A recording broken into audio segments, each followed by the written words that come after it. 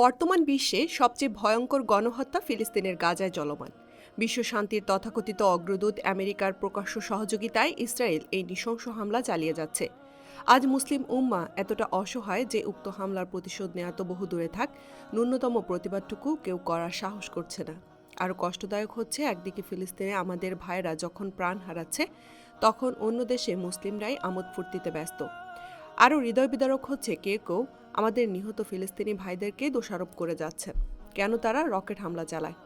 তাদের উপর ইসরায়েলের নৃশংস হামলার জন্য নাকি তারাই দায়ী। এরকম করুণ পরিস্থিতিতে ফিলিস্তিন ও ইসরায়েল বিষয়ে ইতিহাসভিত্তিক সঠিক তথ্য ও দিক নির্দেশনার খুবই প্রয়োজন ছিল।